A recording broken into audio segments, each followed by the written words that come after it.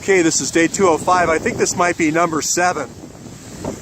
Here in Toledo, Ohio, just getting on the Ohio Turnpike, heading to New York. So there's a reason I brought in Eric Barnhart, and there's a reason I brought in Chandelal in NATO. And they're both going to be finder reasons, and I'm talking like Johnny Gosh finder reasons, you know, Noreen Gosh finder reasons. You're going to find this guy named Lyle Jeffs. Lyle Jeffs is going to be, I don't know if everybody remembers, but there's a LDS church obviously in Utah, which is a very good church, great people, and then there's an FLDS church, which is the fundamentalist LDS, and these are the folks where bigamy is still good, and turns out finding is still good, and keeping people against their will is still good, until they're old enough to realize that that's God's will. And you're going to find this Lyle Jeff somehow got away from Eric Barnhart using olive oil, the great olive oil escape. So think of olive oil, a huge thing of olive oil being poured on a barn with a heart inside of it. That's how you can remember Lyle Jeff's escape from Eric Barnhart. There's other stuff with Eric Barnhart we're going to get to, but what I'm trying to get to is how small the little clutch of people that Andrew McCabe has brought in from these DynCorp areas to really pollute one of the great institutions of our time, which is the FBI. Now, I realize the FBI with Martin Luther King and a lot of other things, but for the most part, FBI's been a pretty darn good law enforcement organization. And Comey was on the edge. He had this, he didn't know if he was going to clean it up or not.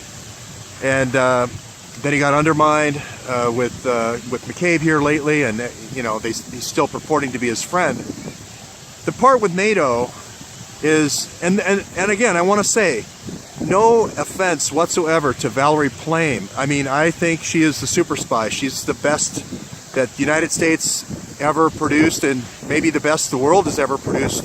Mata Hari and the girl who stole the Enigma machine, cast no shadow, I can't remember her name right now, from the Polish mathematician. And famous story, you know, while seducing him on a bearskin rug in front of a fireplace in Poland, she got the secret of the Enigma machine and saved countless Allied lives. But anyway, I didn't come here to tell that story. I want to tell the story about Jeffrey Epstein and the Kosovo to Paris pipeline, the rat line. And this is a sad story. It's this organ harvesting with the Yellow House and all that, and they're still doing it now. If you saw Alex Jones, you see all the little Syrian girls giving their kidneys while still alive, which is really sickening. And I don't try to get too judgmental, but that's just, wow, that's bad. But Epstein's run a rat line since 92, 93 with Bosnia.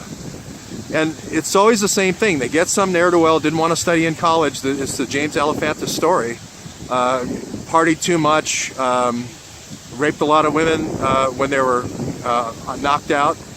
And then what do you do with them when they get old and they, 7 years of college and a freshman? What do? You make them, you have them run a pizza parlor, or you teach them how to fly. Those are your two choices. So the way I believe the Europeans are really, well, and I think that Europeans need to be informed that Epstein is a CIA and Alefantis both, and realize that this is what CIA brought to NATO. We didn't bring, the electric light.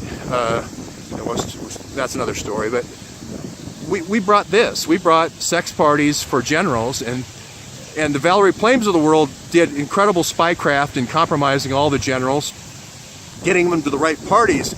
But what Tyler Drumheller didn't tell you, Valerie, was they were doing all these sex parties they started with 16, then went to 14, and then went to 12, okay? With the girls from Kosovo. So that's what Tyler Drumheller didn't tell you.